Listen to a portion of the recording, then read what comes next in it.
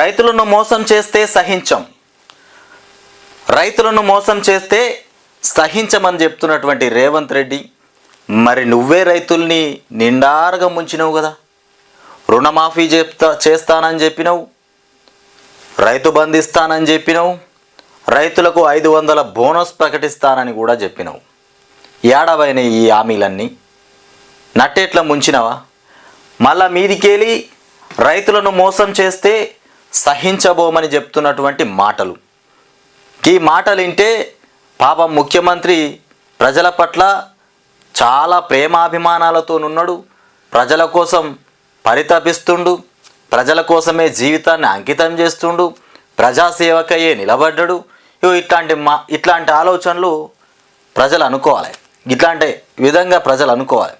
గట్లా తయారైపోయింది నీ వాదనలు, నీ మాటలు. వడ్లను తక్కువ ధరకు కొంటే ట్రేడ్ లైసెన్సులు రద్దు చేస్తాం. మరి ముఖ్యమంత్రి గారు రేవంత్ రెడ్డి, మీరు ఇచ్చిన హామీలు నెరవేర్చకపోతే మరి మీ లైసెన్స్ ఎవరు రద్దు చేయాలి? మీ ముఖ్యమంత్రి లైసెన్సును ఎవరు రద్దు చేయాలి? నీ ముఖ్యమంత్రి లైసెన్సును ప్రజలే రద్దు చేయాలి. మరి ఇచ్చిన హామీలు నువ్వు చేయకపోతివి, తీర్చకపోతివి. ఇప్పుడు చివరికి ఎక్కడదక్కడ పోయిన తర్వాత లాస్ట్కి వచ్చి చివరికి రైతులను మోసం చేస్తే సహించం అనే పదం పెట్టినావు. మొన్నటిదాకా రైతులంతా ఆగమైపోయినరు. నీళ్లు లేక, సాగునీరు లేక పొలాలు ఎండిపోయినాయి. ట్యాంకర్లతో నీళ్ళు తీసుకొచ్చుకొని పొలాలు వారిచ్చిండ్రు. కొన్ని చోట్ల ఎండిపోయిన వరి చేన్లు తగలబెట్టిండ్రు. అవన్నీ చూసినప్పుడు ఏం మాట్లాడలే. దాని విషయంలో మాట్లాడాలంటే అది తిరిగి నీ మీదికే వస్తుంది కదా. చేన్లు ఎండిపోయినాయి, నీళ్లు లేక అంటే అది ఎవరికయ్యా? రివర్స్లో ఎదురు దెబ్బ తాకేది రేవంత్ రెడ్డికే. కాబట్టి ఆ పొలాలు ఎండిపోయినప్పుడు, సాగునీళ్ళు లేనప్పుడు మాట్లాడలే. ఆ దెబ్బ రివర్స్లో తనకే తగులుతుంది కాబట్టి ఆ విషయంలో జోక్యం చేసుకోలే. ఇప్పుడు ట్రేడ్ లైసెన్సులు రద్దు చేస్తాం, వడ్లను తక్కువ ధరకు కొంటే అనే మాటలు మాట్లాడుతుండు. ఇక కస్టమ్ మిల్లింగ్ నిలిపివేసి బ్లాక్ లిస్ట్లో పెడతాం. ఇట్లా ఉంటుంది. మిల్లర్లు, ట్రేడర్లకు సీఎం రేవంత్ రెడ్డి హెచ్చరిక. ప్రజలు మీరు కూడా హెచ్చరించాలి. ఒక్క మాట నేను చెప్తున్నా, విన్నవించండి, మంచిగా అర్థం చేసుకోండి, మంచిగా వినండి. ఇవాళ ఈ మిల్లర్లు, ట్రేడర్లకు సీఎం రేవంత్ రెడ్డి హెచ్చరిక చేసినానని చెప్తాడు. మరి రేవంత్ రెడ్డికి ఎవరు హెచ్చరిక చేయాలి? వీళ్ళు ఇంకా కొనలేదు, మద్దతు ధర ప్రకటించరా అది తర్వాత విషయం. సరైన ధర కొనరా అనేది తర్వాత, అది పక్కన పెడితే మరి రేవంత్ రెడ్డి నువ్వు ముఖ్యమంత్రి హోదాలో ఉన్నప్పుడు కొన్ని మాటలు మాట్లాడినావు, హోదాకు రాకముందు కూడా మాట్లాడినావు. 100 రోజులు గ్యారంటీ, 100 రోజులలో అన్నీ చేస్తామని హోదాలోకి వచ్చినాక మాట్లాడినాం.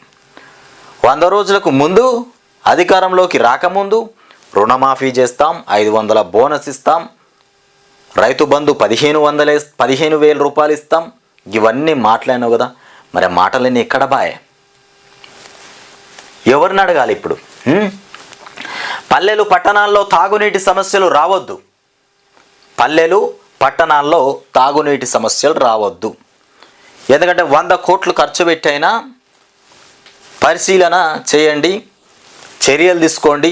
100 కోట్లు పోని ఇంకా ఆ తాగునీటి కోసం 100 కోట్లు ఖర్చు. కానీ ప్రత్యేక అధికారులను నియమించుడు, 3 ప్రత్యేక అధికారులను నియమించుడు ఈ తాగునీళ్ళ కోసం.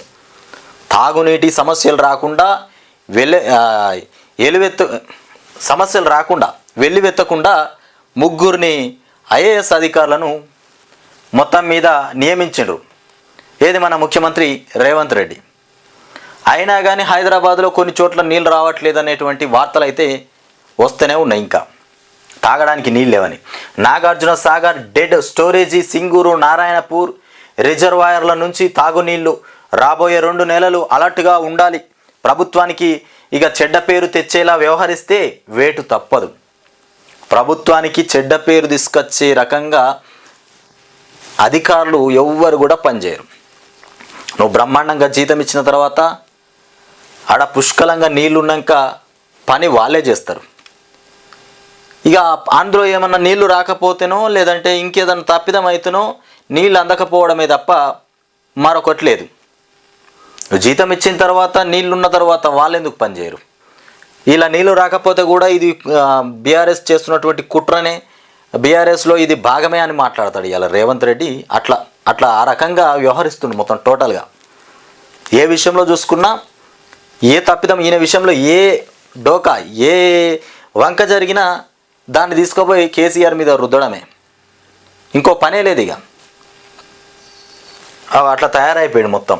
ప్రభుత్వానికి చెడ్డ పేరు తెచ్చేలా వ్యవహరిస్తే వేటు తప్పదట. ఎక్కడైనా ఫిర్యాదు వస్తే వెంటనే పరిష్కరించాలి. వడ్ల కొనుగోళ్లు తాగునీటిపైన రివ్యూలో ఇక ఆఫీసర్లకు ఆదేశాలు జారీ చేసినటువంటి రేవంత్ రెడ్డి రివ్యూలో మళ్ళీ చెప్పిండంట, వడ్ల కొనుగోళ్లు తాగునీటిపైన ఖచ్చితమైనటువంటి చర్యలు తీసుకోవాలి ఈ రెండింటి మీద. ఇక రైతులు అమ్ముకునే ధాన్యాన్ని తక్కువ ధరకు కొంటే ఎంతటి వారైనా ఉపేక్షించేది లేదని, బాధ్యతలపై చర్యలు తీసుకోవాలని అధికారులను సీఎం రేవంత్ రెడ్డి ఆదేశించారు. రైతులను మోసం చేసే మిల్లర్లపైన కఠినంగా వ్యవహరించాలని స్పష్టం చేశారు. తాగునీటి విషయంలో రానున్న 2 నెలలు అప్రమత్తంగా ఉండాలన్నారు. అవసరమైతే నాగార్జున సాగర్ డెడ్ స్టోరేజ్ నుంచి నీటిని హైదరాబాద్కు తెచ్చుకోవాలని, అందుకు వెంటనే తగిన ఏర్పాట్లు చేయాలని కూడా ఆదేశించారు. 2 నెలలట అంటే ఇది ఏంది? ఏప్రిల్, మే, జూన్ అంటే ఎన్నికలు పూర్తిగా ఈ లోక్సభ ఎన్నికలు అయిపోయేదాకా, ఇక లోక్సభ ఎన్నికలు వచ్చేదాకా 2 నెలలు భద్రంగా నీళ్ళు ఇవ్వాలి. ఈ ఎండాకాలం ఇప్పుడే వచ్చింది, ఎన్నికలు కూడా ఇప్పుడే వచ్చినాయి. ఇక ఎండాకాలానికి అనుగుణంగానే అనుకుంటారా లేకపోతే ఎన్నికల కోసమే నీళ్ళని ఇస్తున్నామని అనుకుంటారో మొత్తం మీద ప్రజలు మీరే గమనించాలి. ఎండలు ఇప్పుడే వచ్చినాయి, ఎన్నికలు కూడా ఇప్పుడే వచ్చినాయి. ఎన్నికలను ఉద్దేశించి నీళ్ళు ఇస్తే ప్రజలంతా ఎండల్ని ఉద్దేశించి రేవంత్ రెడ్డి తగిన చర్యలు తీసుకొని నీళ్ళు ఇస్తుండ్రా, తగిన చర్యలు తీసుకొని కరెంట్ ఇస్తుండ్రా అనే భ్రమలోకి వెళ్ళిపోతారు. 2 నెలలే కదా, 2 నెలలు అంటే మహా అంటే భారము ఎంత పడుతుంది? 20 కోట్లు పడవచ్చు, 30 కోట్లు పడవచ్చు, అంతకంటే ఎక్కువేం పడదు కదా. అట్లా మొత్తం మీద ఇట్లా ఉంటుంది కథ. మొత్తం మీద ఈ రకంగా ఉంటుంది. ఇక సింగూరు నుంచి కూడా నీటి సరఫరాకు సన్నద్ధంగా ఉండాలన్నారు. కృష్ణా బేసిన్లో నీటి లభ్యత లేనందున ఇక ఎగువన నారాయణపూర్ రిజర్వాయర్ నుంచి తాగునీటిని తెచ్చుకునేలా కర్ణాటక ప్రభుత్వంతో సంప్రదింపులు జరపాలని అధికారులకు ఆయన సూచించారు. ధాన్యం కొనుగోలు ఇక తాగునీటి సరఫరాపై శుక్రవారం సెక్రటేరియట్లో మంత్రులు ఉత్తమ్ కుమార్ రెడ్డి, పొంగులేటి శ్రీనివాస్ రెడ్డితో కలిసి సీఎం రేవంత్ రెడ్డి రివ్యూ చేపట్టినట్టుగా మనం చూస్తున్నాం. మొత్తానికి ఇక వాళ్ళతోని ఎవరెవరితోనే అంటే పొంగులేటి శ్రీనివాస్ రెడ్డితోని, ఇంకొకటి సెక్రటేరియట్లో ఉత్తమ్ కుమార్ రెడ్డితోని. పొంగులేటి శ్రీనివాస్ రెడ్డి, ఉత్తమ్ కుమార్ రెడ్డి మొత్తం ఇద్దరు రెడ్డిలను పెట్టుకొని రివ్యూ చేపడుతుంట. ఇక ఈ సందర్భంగా సీఎం రేవంత్ మాట్లాడుతూ వ్యవసాయ మార్కెట్ యార్డుల్లో ఎక్కువ ధరకు వడ్లను కొనుగోలు చేసే మిల్లర్లు, ట్రేడర్ల ట్రేడ్ లైసెన్సులు రద్దు చేయాలని, కస్టమ్ మిల్లింగ్ నిలిపివేసి బ్లాక్ లిస్ట్లో పెట్టాలని కూడా ఆదేశించారు. ఇక కొన్ని ఎవరైతే ఈ సందర్భంగా వ్యవసాయ మార్కెట్ యార్డులో తక్కువ ధరకు వడ్లను కొనుగోలు చేసే మిల్లర్లు ఎవరైతే ఉంటారో వాళ్ళ లైసెన్సులు రద్దు చేయాలి, కస్టమ్ మిల్లింగ్ నిలిపివేసి బ్లాక్ లిస్ట్లో పెట్టాలని కూడా ఆదేశించారట.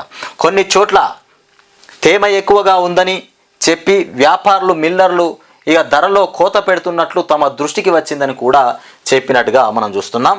ఇక మొత్తానికి ధాన్యాన్ని వడ్లు ఆరబెట్టేందుకు యార్డుల్లో ఏర్పాట్లు చేయండి. మార్కెట్ యార్డుల్లో వడ్లు ఎండబెట్టుకోవడానికి, ఆరబెట్టుకోవడానికి ఏర్పాట్లు చేయాలని చెప్తాడు. ఇక ధాన్యాన్ని మార్కెట్లకు తెచ్చే ముందు ఆరబెట్టాలని రైతులకు సీఎం రేవంత్ రెడ్డి విజ్ఞప్తి చేశారు. ఇవాళ వడ్లు ఆరబెట్టుకోవడానికి యార్డ్లలో ఏర్పాట్లు చేయండి. మిల్లర్లు, కస్టర్లు, ఈ మిల్లర్లు మొత్తానికి ట్రేడర్ల మిల్లర్లు వీళ్ళందరూ కలిసి వడ్లు కూడా సరైన ధరకు కొనాలని ఇవాళ ముందుకు వచ్చి మాట్లాడుతుంటారు రేవంత్ రెడ్డి.